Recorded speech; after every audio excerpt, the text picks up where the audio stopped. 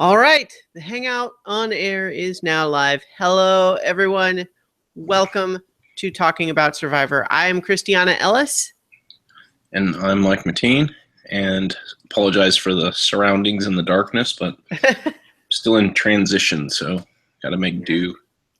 Moving around. Temporary quarters. Yes. Yeah, well, we're just glad you're able to make it work at all. That's we appreciate the royal we appreciates you putting in the effort. But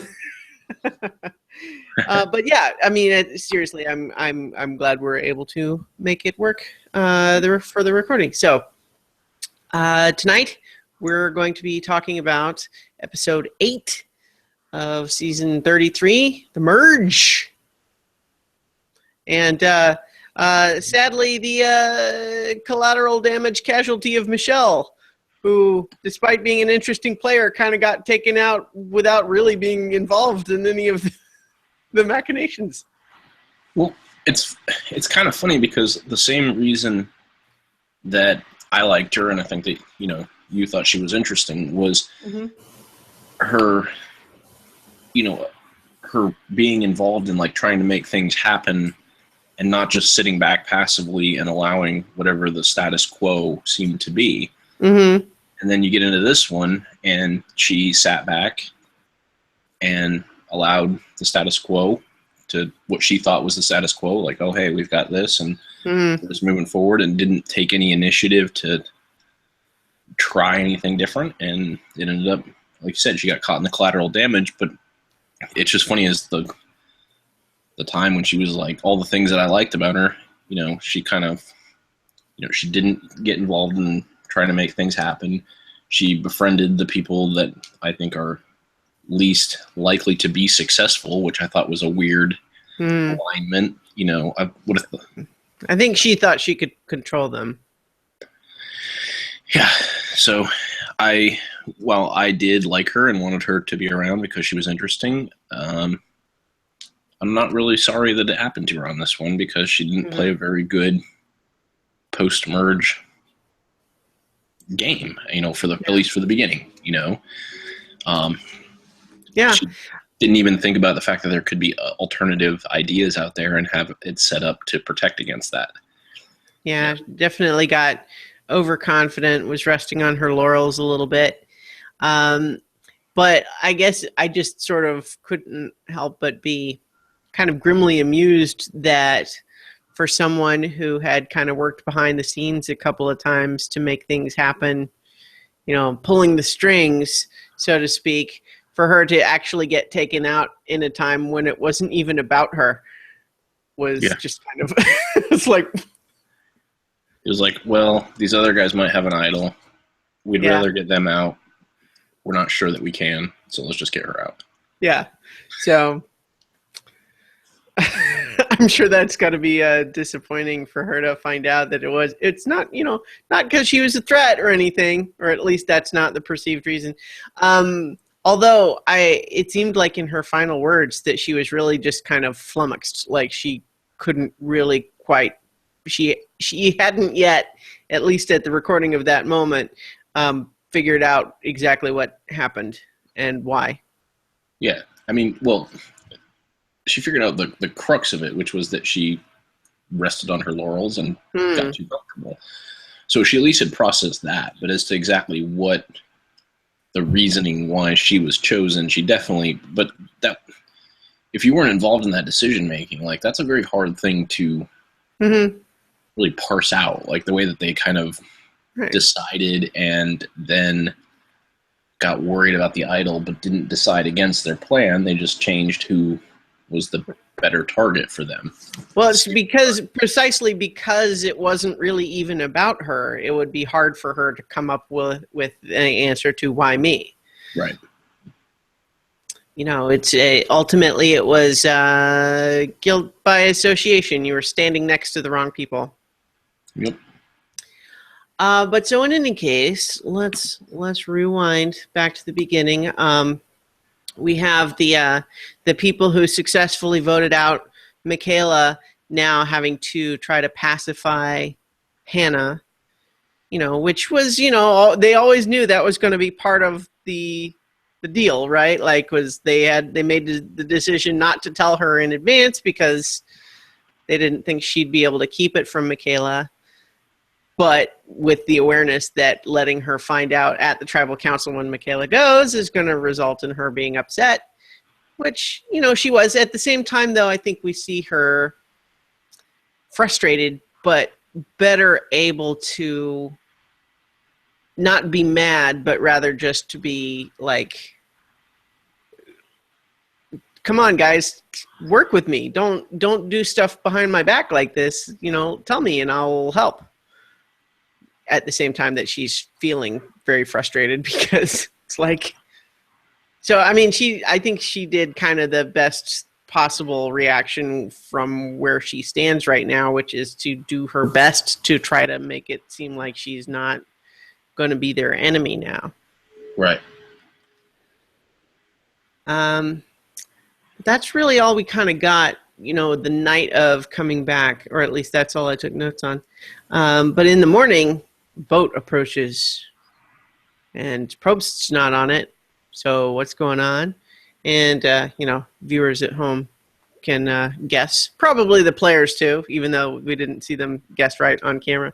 But they are delivering a message, and the folks at the Ikabula tribe have 5 minutes to grab whatever supplies they can and then get on the boat. And they're all going to go to the Vanua Beach, the Orange Beach. It didn't ultimately be a big thing, but I do just kind of like the time element of 5 minutes to get whatever you're going to get. Yep. Nothing more to add to that. So it's merge time, sure enough. And we have Brett kind of feeling elated at the moment just from the roller coaster of having gone from the position of pretty sure he was one of the most in danger to having that not happen, and now there's the merge where there's all sorts of new possibilities. Yeah, and to be sure, like, his situation seems better now than it was, even if it ultimately worked out.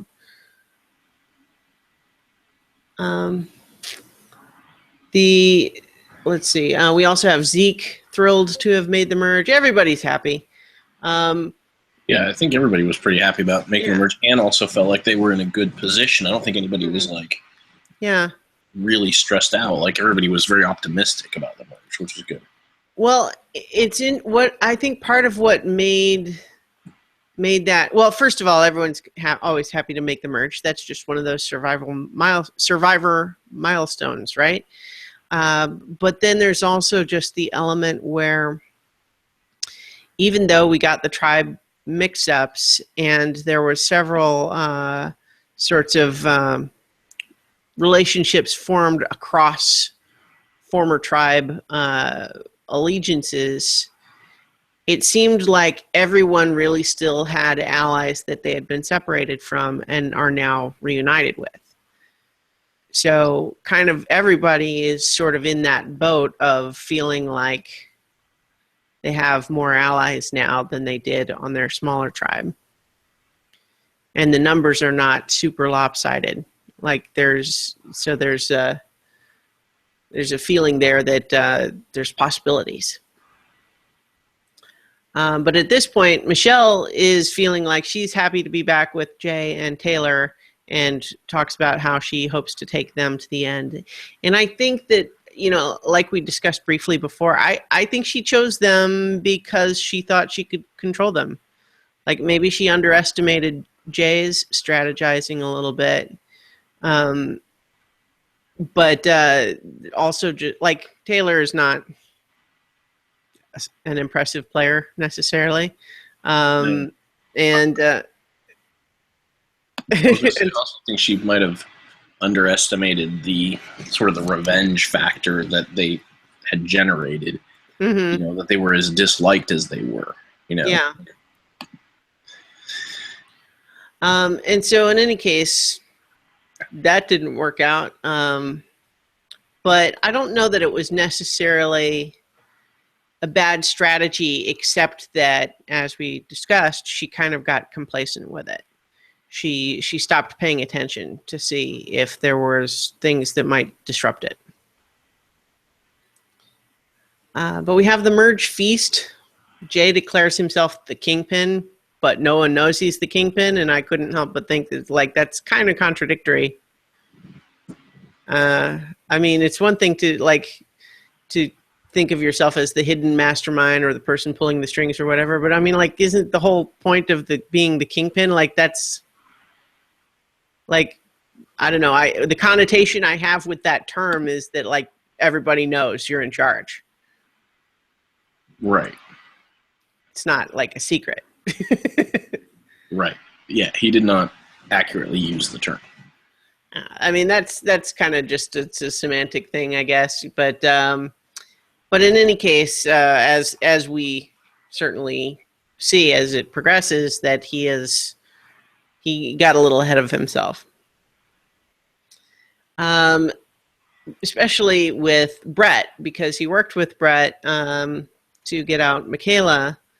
But now that we've got the merge, Brett is noticing, Jay, you're just going right back to all those millennials, and you seem really close to them, and suddenly you're not talking to me as much. And I'm starting to think, oh, I was just an ally of convenience all along.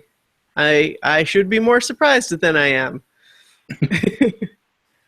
And so he's kind of feeling like he's closest to Sunday and Chris. And so he's not sure about the millennials, and that short-term alliance didn't seem to be sticking. Yep. Meanwhile, Zeke reconnects with Adam and Hannah, who he calls his old pals.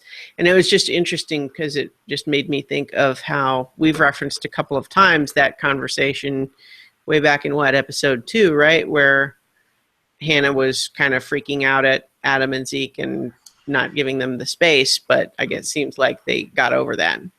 Yes. Well, I mean, I think he always intended to get over it. He just wanted some space. Yeah. Well, and it's good, too, that there's not lingering grudge stuff there necessarily, just because I feel like they are kind of natural allies, except that it seems like Adam is straining that as the episode progresses. Yes, Adam is not playing a phenomenal game. Yeah, he's you know, it's a common thing with the Survivor superfan types that they just kind of they get in their head about it, and they're playing too hard and losing kind of traction with the actual people on the beach with them. Yeah. So let's see. Hannah tells Zeke and Adam about the whole thing with Jay orchestrating the elimination of Michaela, and basically letting them know, look, if we were hoping to be all good buddy millennials reuniting here and be the numbers here, I don't think that's the right play, because Jay has shown that he's willing to turn on us if he feels like it's, you know, in his advantage. Right. And Zeke is worried that Jay is just charming everybody. Then we have Adam going and looking for a merge idol. He still has his other one. But he spots something at the tree mill, and so he finds, instead of another idol, he finds this advantage that would let him steal someone else's reward. And I'm intrigued with that, but while I like new novelties, I have reservations about this one. What did you think? About what the advantage? The advantage? Yeah. I think it's... I mean, I think the only one that's really worth using it on is if you're late in the game and the reward is an advantage in the next challenge or whatever, an immunity challenge. That's the only one you should use it for. Because any other one, you're just going to piss people off. Yeah. And the net that you would get out of going on a reward is not worth the destruction that it's going to cause towards your social relationships with people. Especially in this game where people are already using revenge as a motive, you know? Yeah. I agree.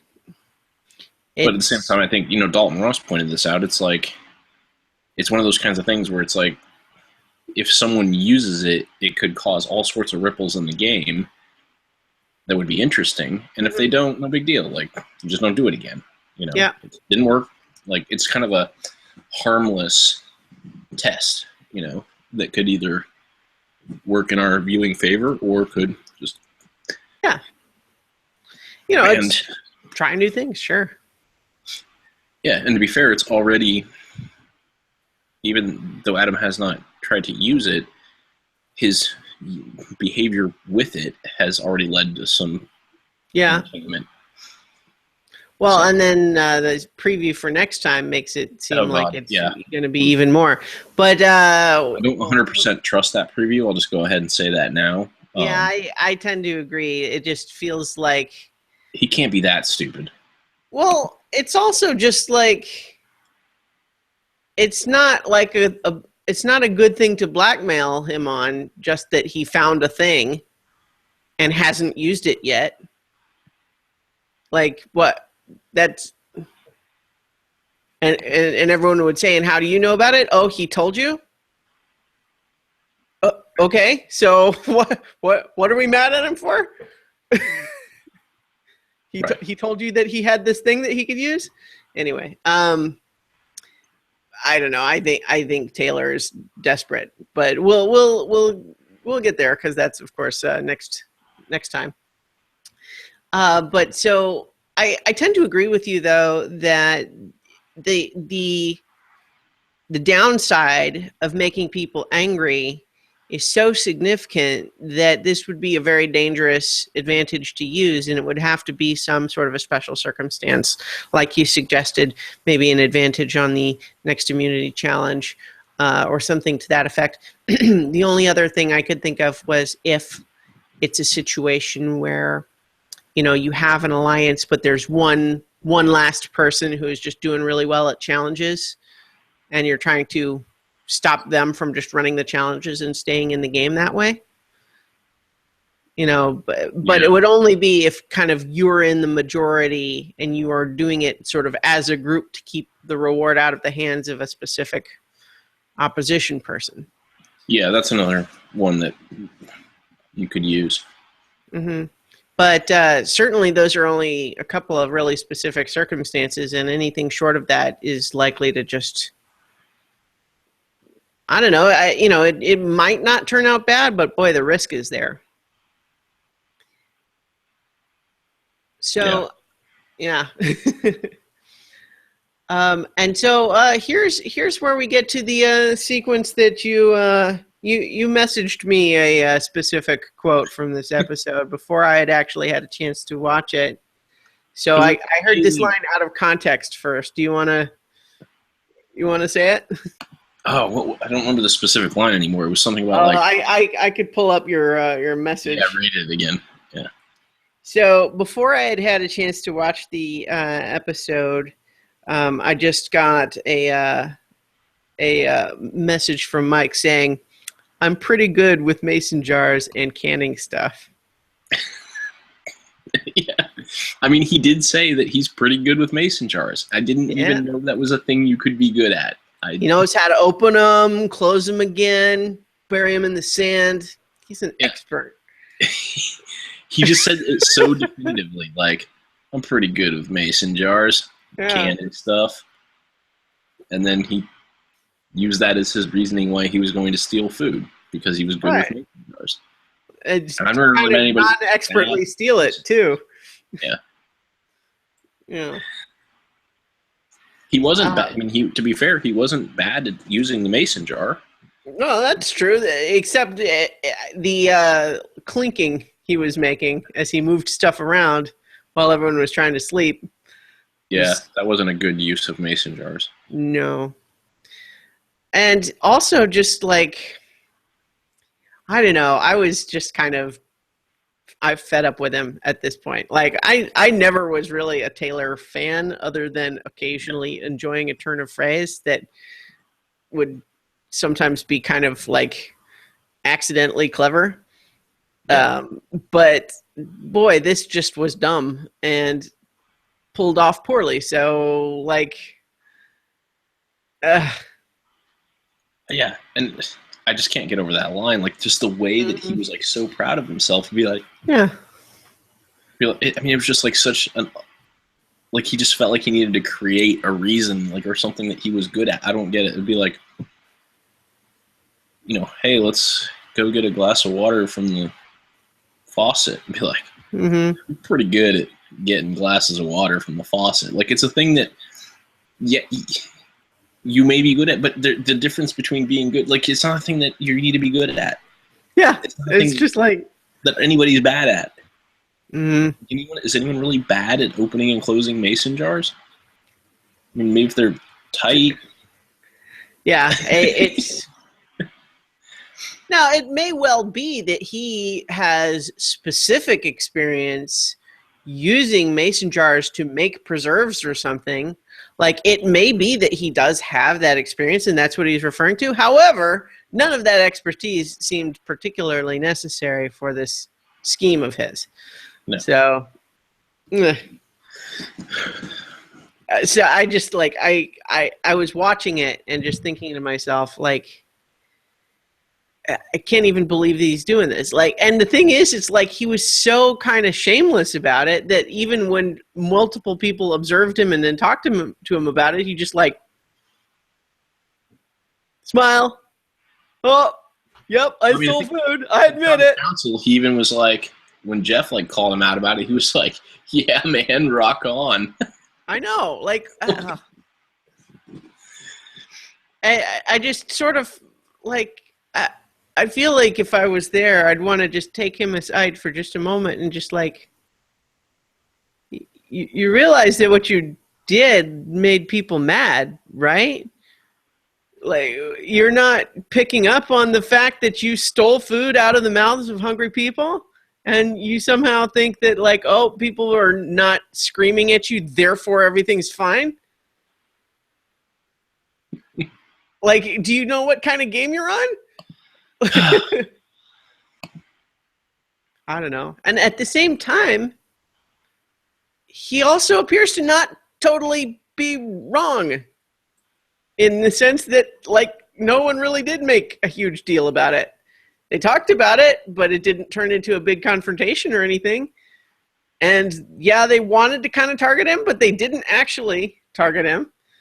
So it kind of feels like it's almost going to actually dissolve into nothing. I mean, he's still the enemy, but it won't be for that. Yeah, I mean, I don't think that it helped when, you know, when people were thinking about targeting him. It kind of, you lose any kind of defender at that point. Yeah, that's true. You know, and so the only defense was he may have an idol and we have somebody that we guaranteed to know does, or not guaranteed, but we're very positive does not. Yeah. That was the only thing that saved him this time. Mm-hmm.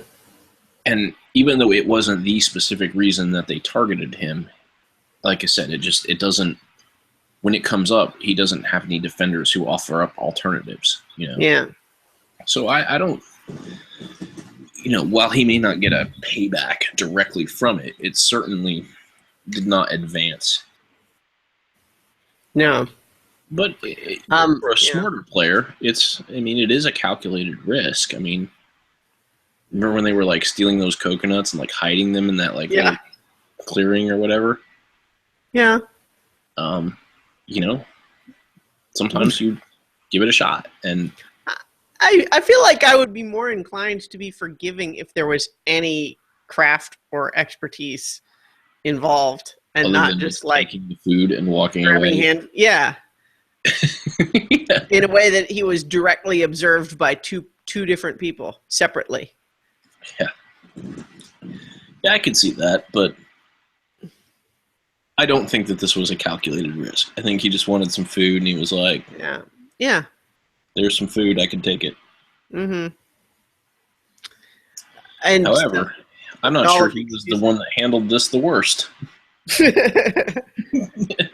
Talking about Adam? Yeah. Yeah. So we saw Brett kind of wake up and realize that, Taylor's grabbing food, and he kind of just decides not to say anything because he can talk about it with other people later. But yeah, Adam's response is, "Oh, look at this guy stealing food from everybody else. I want to go be his best friend." Yes. And Adam made the same mistake here that was frustrating me about him last episode, I think it was.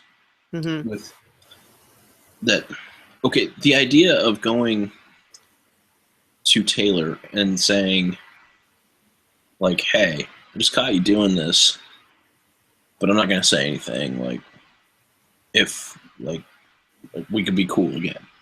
Mm-hmm. Because he feels bad. Like, he wants to be, like, Adam, one of his problems is he wants to sit at the cool kids table. Yeah. He hasn't accepted the fact, like, he hasn't embraced the nerd alliance the way that, like, Zeke has. Mm-hmm. Zeke is cool because he's not cool, and he's confident about it. Yeah. But Adam seems to feel like he wants to have the cool kids like him. Like, he seems to, like, be really frustrated, like, oh my god, like, Taylor doesn't like me anymore, and that means, like, Figgy won't like me anymore when we leave this game because I voted her out. Like, I mean, he doesn't seem to understand that the repercussions have to come with this. And then he had so the idea was okay. But then the problem that he had that was the same as last time is that his social awareness of, like, how the other person is responding and when to just let it go and taper off, just not there. Like, if he had just gone and been like, hey, so you're eating some food, but I don't say anything, and we agree to be cool. And Taylor could say yeah and not be cool, but at least he would have made some sort of effort to re-ingratiate himself. Mm-hmm. And, I mean, his advantage, like, even just telling him, be like, hey, man, I got this advantage, that's not even that big a deal because that thing is not that valuable. No. So even going so far as to share that, I'm okay with. But the fact that, like, Taylor clearly wanted nothing to do with him, and he just kept talking and talking and talking, and, like, basically, like, made himself into what they would perceive as a threat when he was only just trying to be friendly. Like, it just got so awkward because he had no grasp of what was happening in that situation, I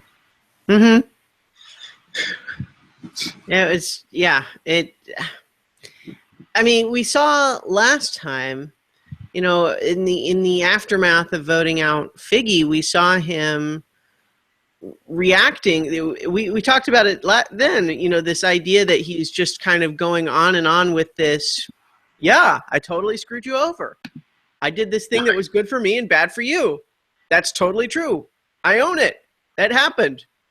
We're still friends, right? And, like, no.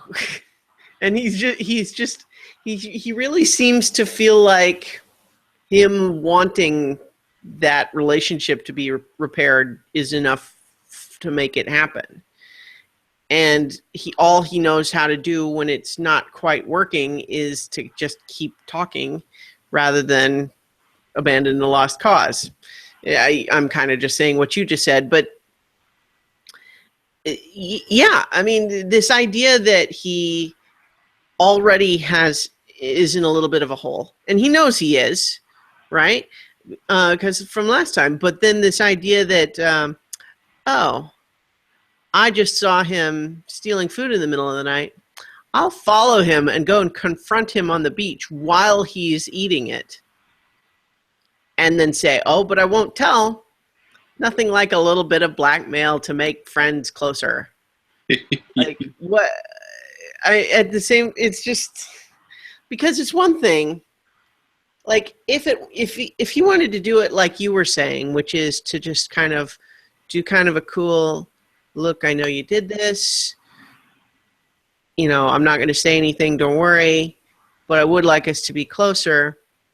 Like, I don't think you follow him to the beach and show up behind him while he's eating his ill-gotten gains for that. You know what I mean?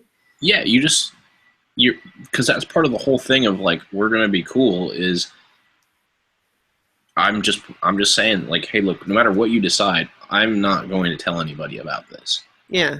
I'd like us to be closer. I'd like us to be cool again. And I'm going to show you that by not telling everybody that I know you stole the food. Mm-hmm.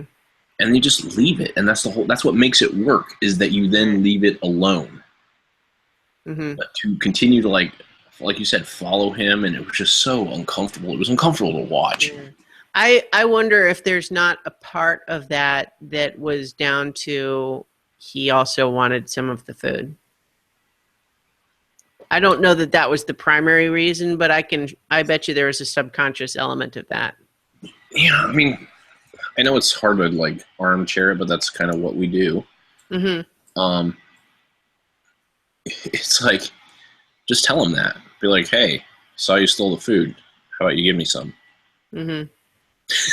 You know? Yeah, like I think that would have actually been a much more warmly received thing to say, look, I'm not going to get on your case for stealing the food, but I want some too. You know, I think honestly, with Taylor, that probably would have been like the best response. Yeah. Because you'd be like, yeah, bro, let's go grub. Or whatever people say these days. It's like, well, first, let me ask you a very serious question. What is your experience level with mason jars? Because this is not an amateur night type of deal. Yeah. But yeah, so, boy. But for Adam to he just kept talking and just not picking up that his message was not being received as well as he hoped. Or I think he was sort of subconsciously at least aware of that, because otherwise why did he just keep going? You know what I mean? Like, yeah. Oh, here's my proposal for who we should vote out next. I know he's one of your best friend's best friend, but we should vote him out anyway instead of one of the more obvious choices. And also I found this extra thing. And yeah, so it was just, it was not great. Okay. So in any case, in the morning we have Brett, Ken, and Chris talking about Taylor's sneaking food and that the millennials are bonding, and at least several of them are, and so they feel like they have the numbers with Zeke on their side. They want to vote for Taylor. David had kind of a weird response to that whole thing, I thought, which is in his confessional, it seemed like his concern was that people were making plans too early. Yeah. And I'm like, what? Works. Yeah. Also, isn't that kind of what your problem has been earlier? That's like, actually true, yeah. Well, all the think about it that way. Yeah, so I mean, at the same time, I mean, I guess there's to some extent a point of the idea of like, if you haven't even gone to the challenge yet, you don't necessarily know who might be immune. There's lots of things you can't necessarily know for certain. But at the same time, you don't want to wait until then, because if you have the challenge, usually the tribal council is just going to be that night. You don't want to have to be scrambling to decide who's your target at that point. Like, you come up with your primary target and then maybe have a backup in case that person wins immunity. You don't not talk about it. But then again, I suppose part of David's reaction might have been, since he managed to, or at least he seems to have calmed that paranoia part down a little bit, now that he's got some solid allies, maybe he's just all the more sensitive to not wanting to re-engage with that sort of pattern of thinking. Yeah. But it did feel weird when he was talking about that in the confessional. I just sort of felt like I wasn't sure what point he was really trying to make.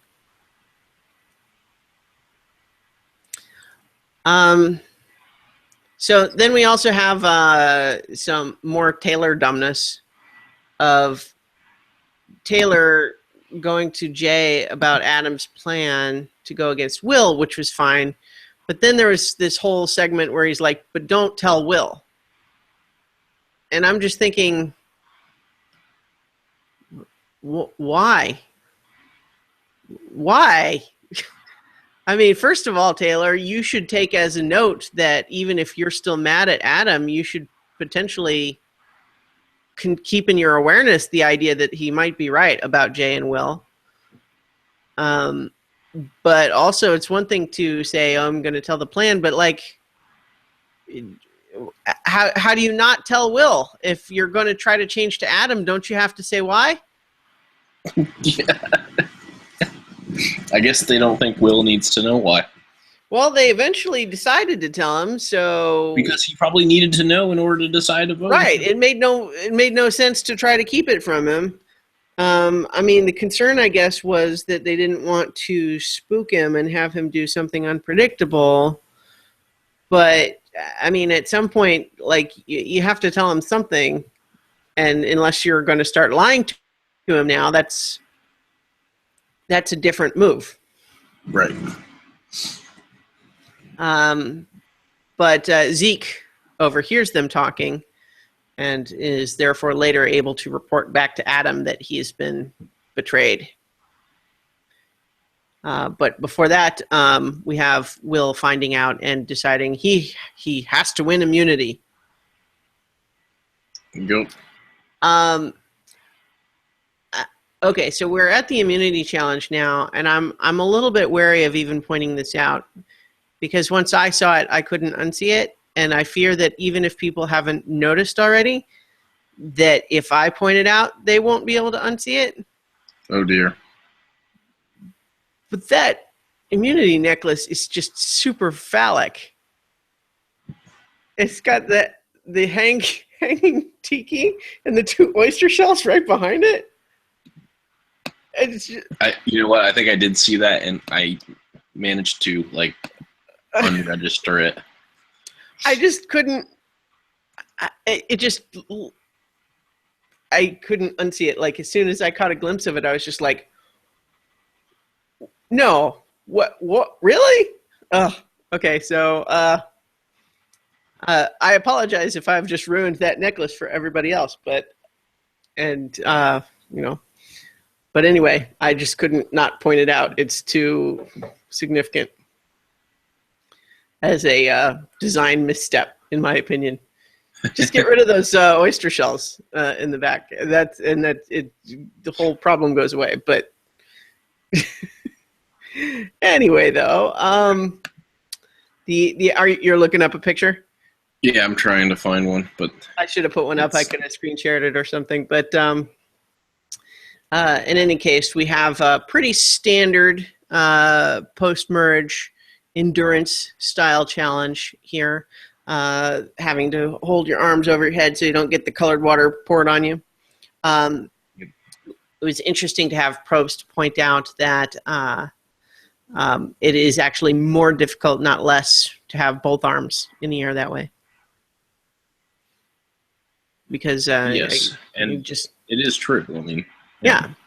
Not only are you just like you have to have both arms up, but it's it's that much more blood that's kind of circulation that's interfered with, and you have to keep them even. Right, and less positional. You can't change position as much. Like with one arm up, you can slouch around and stretch. Like you can't do that with both arms up and tied to it. Yeah. Were you able to find a picture? I wasn't 100% sure of any of them. Okay. Well, yeah, I just pulled up. Yeah, I'm not seeing any of the ones from this season in this quick Google search. Yep, that's what my issue was as well. Yeah. But anyway, I didn't feel like other than the fact that Will can apparently just decide to win challenges, I didn't have necessarily a lot of notes. Yeah, I mean, it was a cool, like, to see the sort of the showdown between them, but it was, otherwise it was fine. Yeah. Pretty standard. But yeah, I mean, good for Will in the sense that he was able to just will himself to victory. Yeah, I'm disappointed that I can't find any pictures of this thing just because I've made a claim and now can I back it up? No. I'll have to see if it shows up again or if people, yeah. See, now I regret even just bringing it up just in the sense that, whoop, what's going on? Sorry. Ended up with an echo. Now you're obsessed with finding it? No. I accidentally unmuted something and it had a brief echo. Anyway, okay, let's move on. Yeah, so Will decides he needs to win. I couldn't help but, like, on the one hand, totally get the where he would be at emotionally after winning. But I just face palmed when immediately after winning he goes to console Jessica and says, "But I sorry, but I knew I needed it," and I'm like, "What? Will, why did you do that? What did you? How much strategic information did you just let spill in that careless sentence just then?" Yep. Oh my God, I couldn't believe he said that. Because not just to Jessica, but like everyone apparently heard it. Because even though Adam hears it from Zeke later, he hears that too. I'm just saying, Will thought he needed it. It must be because of what I said. And so I'm just thinking,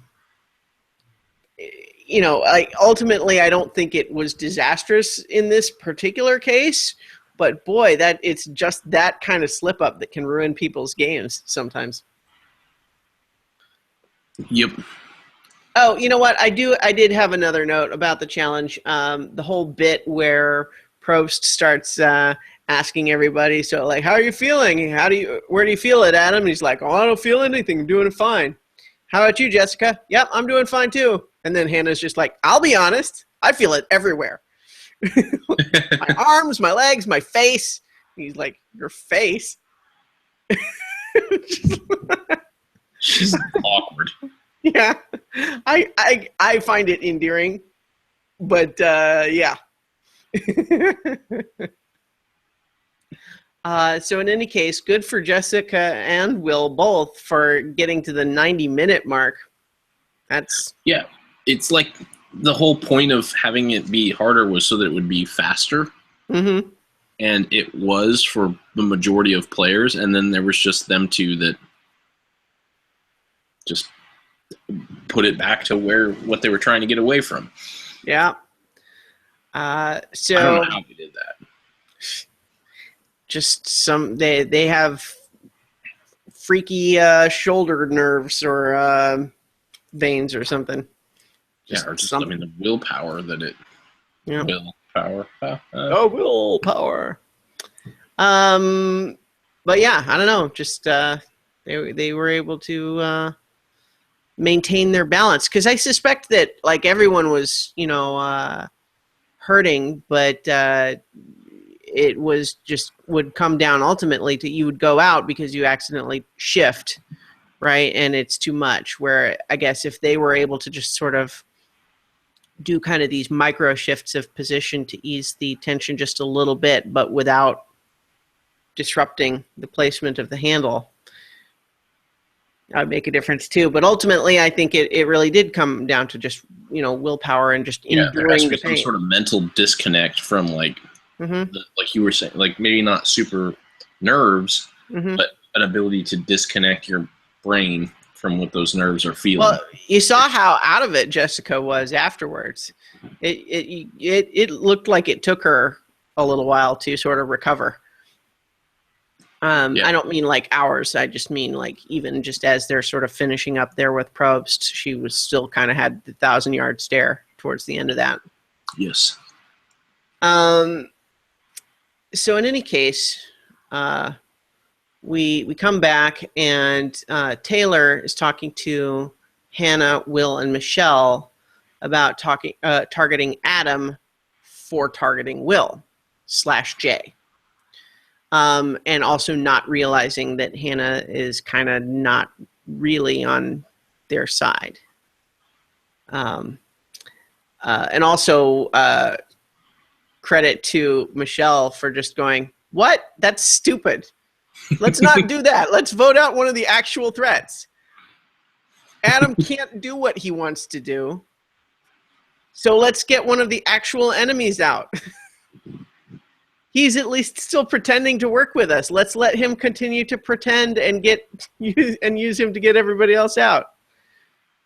Yeah, that was great. I mean, yeah, I definitely give her credit, at least for attempting to talk him out of a dumb plan, except that she ultimately failed to talk him out of it, because they did all go after Adam anyway.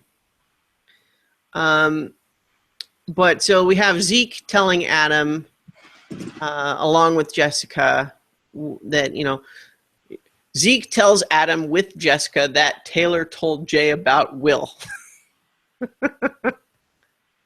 And that's so, and that, now Will knows he's a target. So Adam has to scramble, and he put himself in a position now where he's in the doghouse with both sides, completely self-inflicted. Yes. It's boy, he just he did it to himself 100%.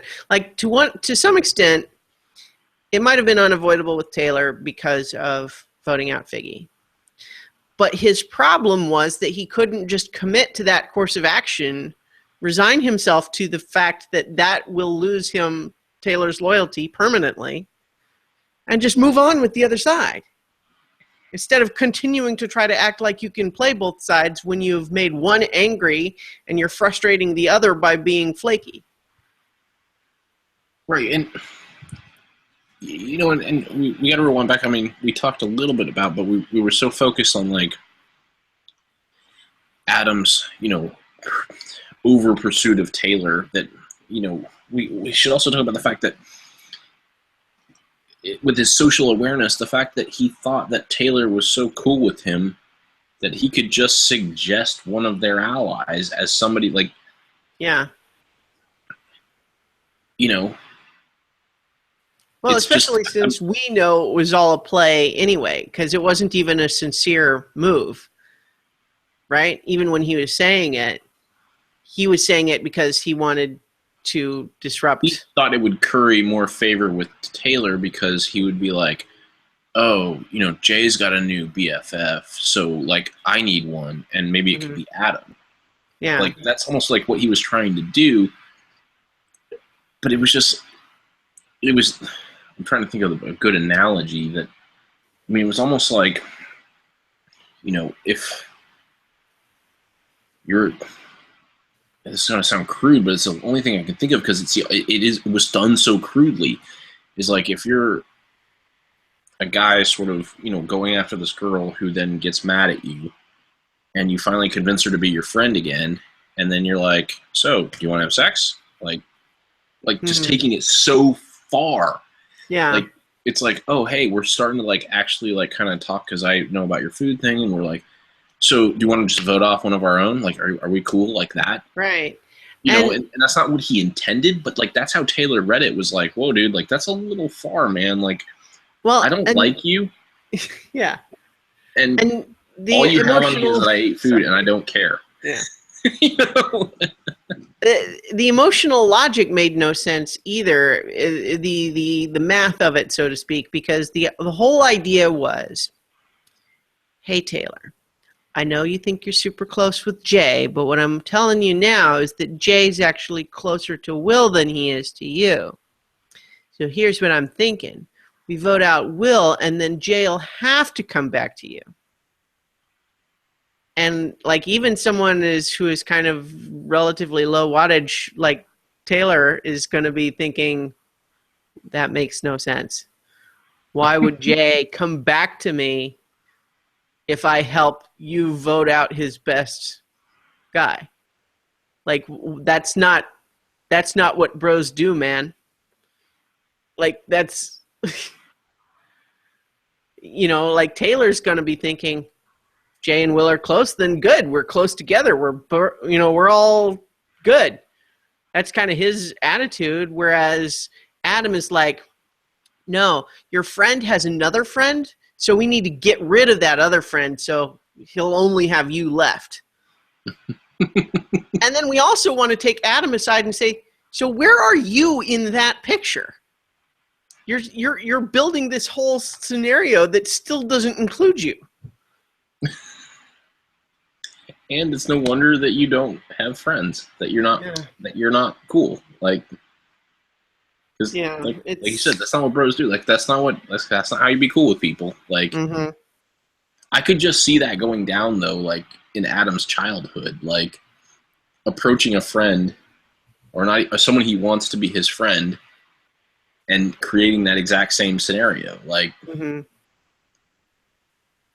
need to go badmouth, the other friend, so that way this guy will only be your friend. When really what he wants is for all three of them to be friends, but he's not confident enough to say. Like, that's the thing, is he didn't not put himself in the scenario. He didn't articulate it. Yeah. What he wanted was for him, Jay, and Taylor to be like bros. He wanted to be where Will was, basically. Yeah. He was jealous of Will. Right. Anyway, not going great. Any of that plan. We have a discussion with the other alliance. The David, Ken, Zeke, Chris, Brett. The idea that Taylor is who we would want to vote out, but maybe he has an idol, so maybe Michelle instead.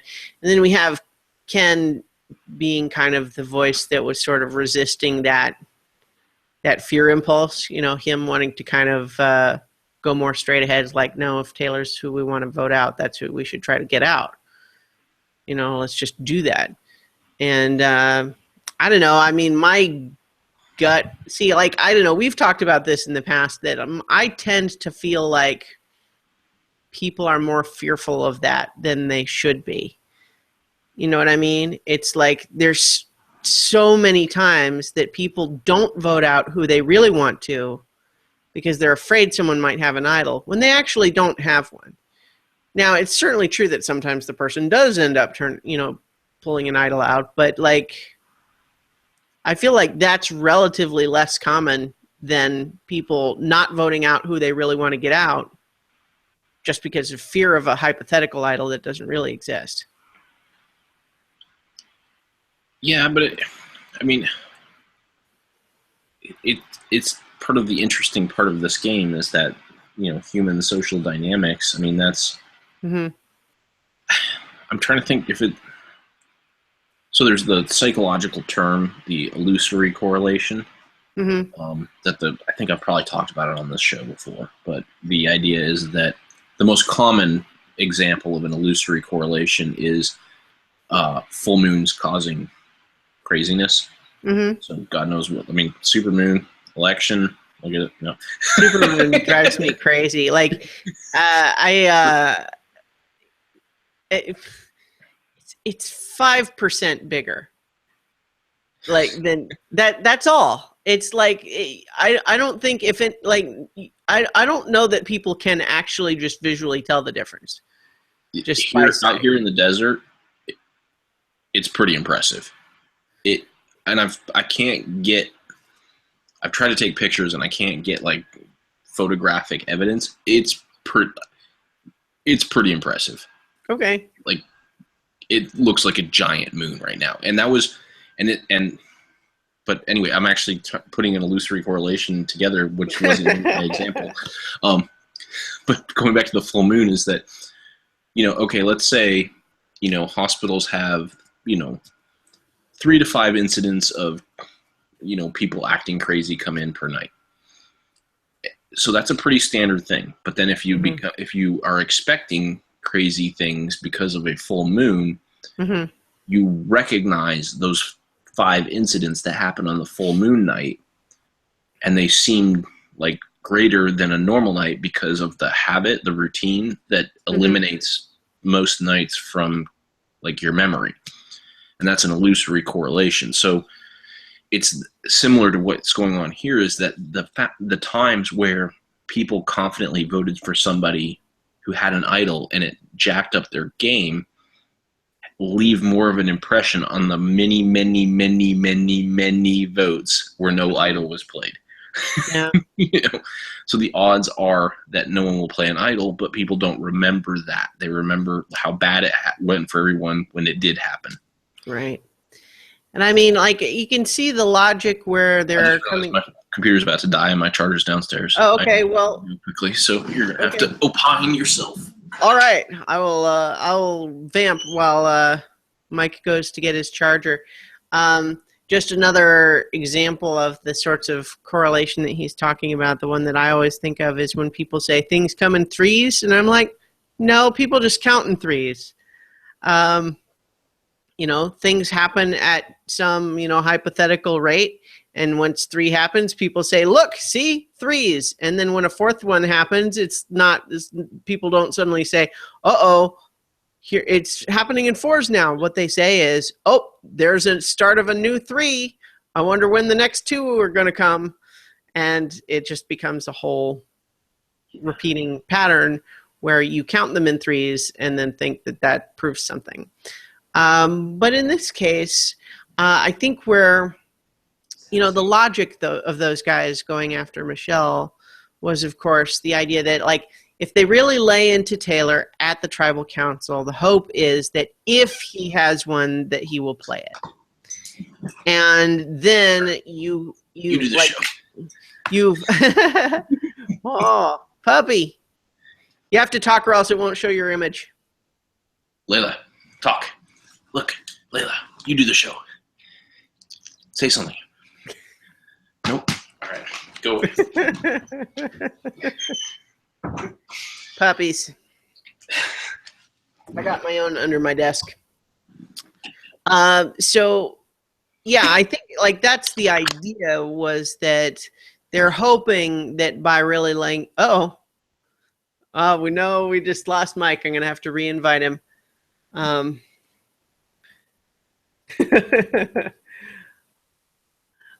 So I've re-invited him, hopefully to get him back on shortly. But so once we have a situation where they are hoping to flush Taylor's idol if it exists, they vote out one of his allies, and then from there they can hope to take out Taylor next time. But the problem, the resistance I have to that idea is just it so often can lead to a situation where you have that plan.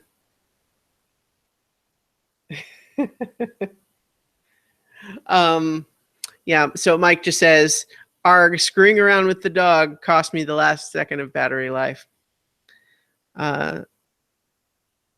Sent you a new invite.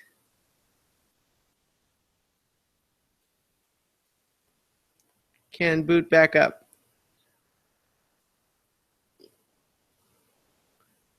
Anyway, we're getting close to the end anyway. But so this idea, planning too many moves ahead is the problem. Like we saw that backfire with Michaela last time, where she kind of blew everyone away by having this step-by-step plan all the way to the end. And it's not that you shouldn't be thinking that many steps ahead necessarily, but to assume as a group that you can control events that way is risky. Now, that said, I honestly think Taylor's a little dumb and is maybe not going to be capable of being an ongoing threat. And so realistically, I think Michelle probably was a bigger threat. Welcome back. Yeah, I decided instead of waiting for the reboot, I just went to the iPad. So Okay. since I'm not having great image quality anyway, I'll just go ahead and finish it off with this. Sure. So I was just saying how obviously their plan was to vote Michelle, get out one of Taylor's allies, and then ideally flush Taylor's idol if he had one. But my concern there is that while that plan makes sense from one perspective, just the idea that you can have control more than one tribal council ahead is risky. But the other flip side of that whole argument, I think, is that Michelle was honestly a bigger threat in the end anyway. Taylor's not going to win. He's just not. You know, he's earned animosity from everybody. He is not super smart. He doesn't seem to be playing a good strategic game. So honestly, like, they're mad at him for stealing food, but other than that, it's not like, I don't think he's the bigger threat. No, I agree. It didn't seem like that was, at least in the edit, that was part of their decision making, but it may have been. Well, I agree. I don't think it was at least depicted in the episode as part of their decision making. That was just more my follow-up thought of, that's honestly probably why voting out Michelle was better. And not for the reasons of Taylor maybe having an idol. But for that matter, why not Jay? You know, why not target Jay? Well, Jay actually has an idol. Well, that's true, but that's not what they weren't worried about that either, apparently. Either that or maybe they really were and they just didn't even talk about it because they're pretty sure he does have one. It's true. I don't think, who else knows? I don't think anybody knows that he has it. Do they? I don't think Jay even told Taylor. No, he's kept it pretty, like, to himself. Yeah. He's honestly who they ought to try to get out, but you know, Jay? as you just, yeah. Oh, for sure. Yeah. So in any case, though, let's see. Adam's plan B, as he is continuing to try to salvage both sides and making a mess of it, is to try to get Taylor to change the target.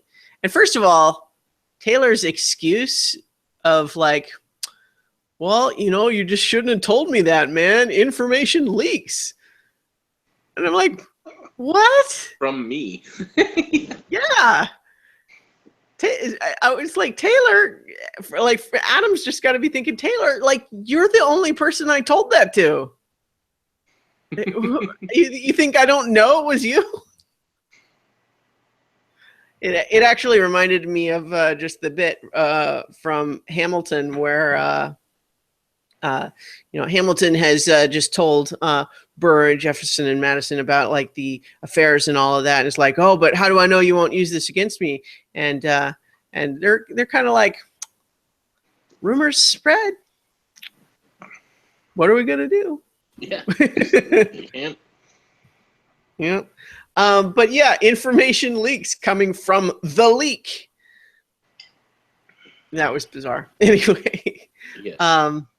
But boy, it was just like Adam was just all over the place to the point where Hannah has to kind of pull him aside and say, you're making it really hard to be on your side, man.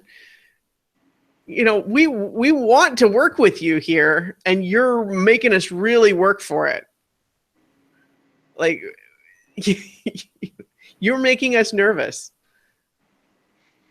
And like, she's pretty straightforward about that. You know, she has awkwardness sometimes, but then every so often it's like she gets to be the calm, rational one and just say, part of her like lack of a filter, like, you know, it helps with that, you know, stuff that other people aren't going to say to him.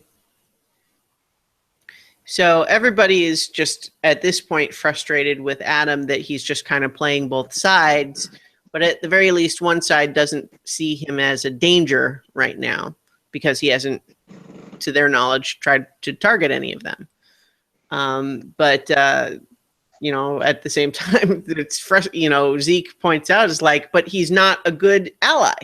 You can't count on him to follow instructions and not spill the plans to the enemy, because he's trying to have his cake and eat it too, so to speak. Although I hate that expression. I'm mad at myself for using it just now. Anyway, though, yeah. So in any case, we have Adam going in with his own idol.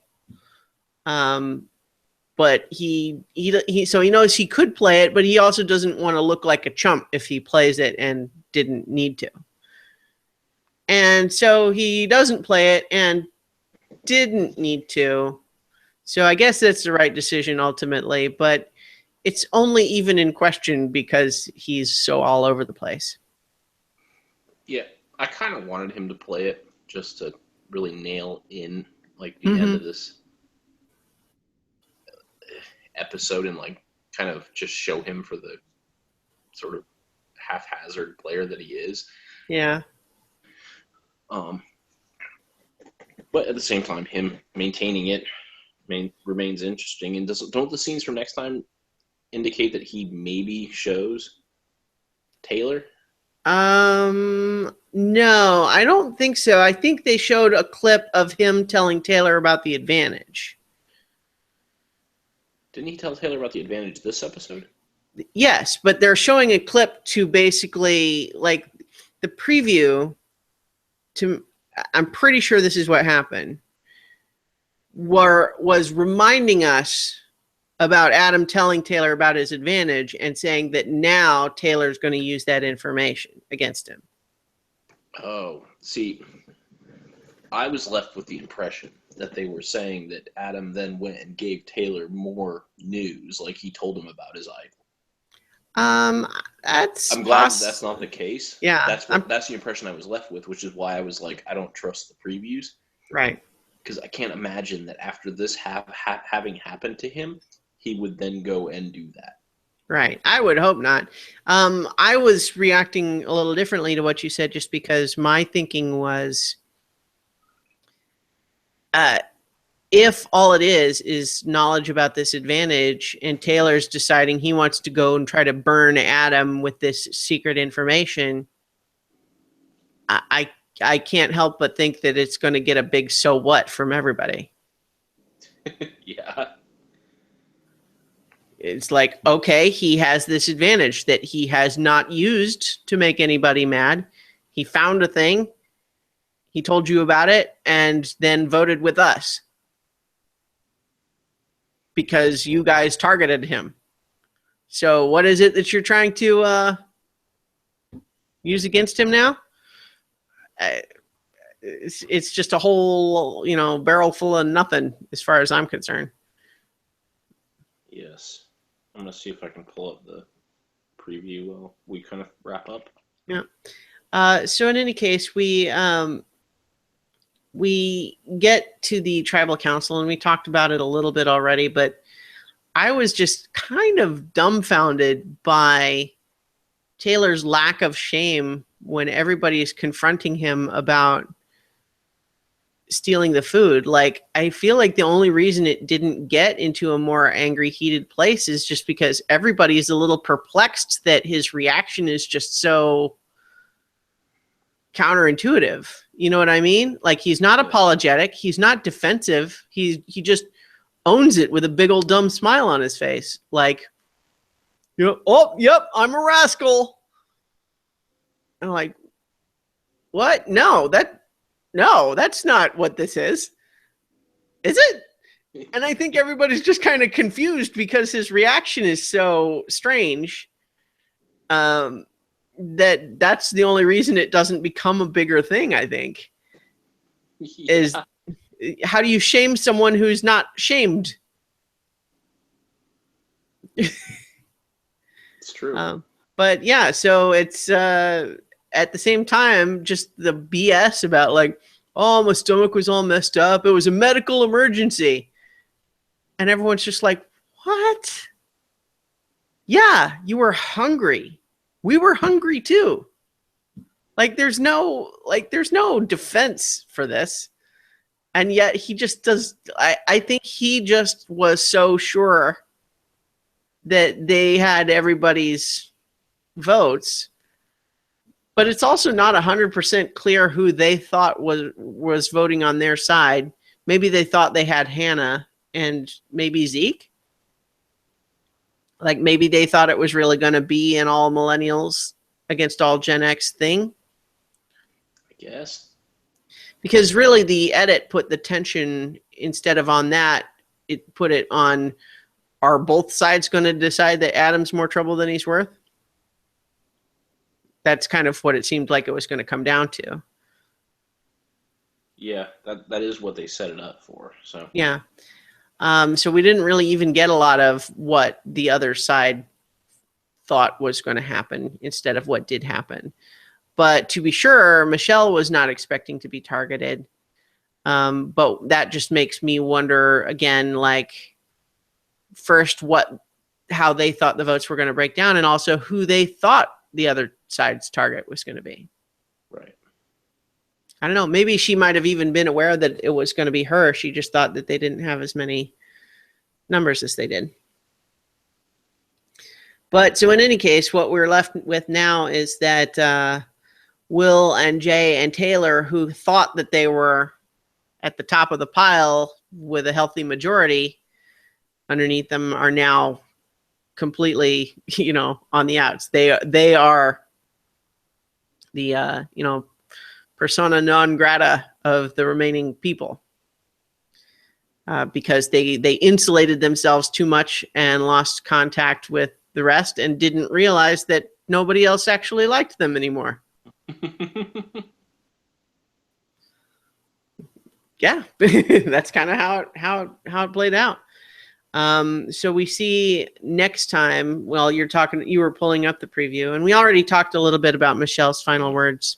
I can't seem to find it. So yeah, I'm pretty sure, because if it was a new clip of Adam telling him a new thing, then it was done in exactly the same setting, which is them sitting next to each other on the beach in the night vision, which is exactly how it was when he told Taylor about the advantage. Yeah, that makes sense. Yeah, so I'm pretty sure that's what it was. Yeah, I'll trust you because it just seems so odd to me. Boy, I tell you, if we watch the next episode and he actually does go tell Taylor about his idol, I'll just be like shocked. I mean, it's like, because it's so dumb. That would be so dumb. Yes. And Adam does seem panicky. But would he do that? I would hope not. I would hope that, like, having these votes cast against him would be the like, they've tipped their hand now that they're really not forgiving him. Because Taylor had this whole thing where he was kind of pretending like it was cool, not very successfully to our eyes, but apparently successful to Adam's, but with this intent to get revenge, except that now it's out of the bag. Yeah. Anyway, we'll see how it goes. But farewell to Michelle, who I think was an interesting player, and it would almost I wouldn't mind seeing her come back and try again with another group of people. Yeah, I'd be interested.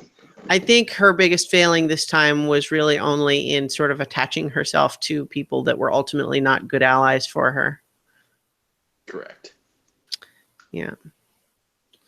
But that's how it goes. So we'll be back then next week, hopefully back on more normal schedule. Or are you still are your weekends all over the place still? This will be a more normal schedule. Then we have Thanksgiving, and then after that, I should be into the reg. Oh yeah, it is almost Thanksgiving, isn't it? Yeah. Next week is Thanksgiving.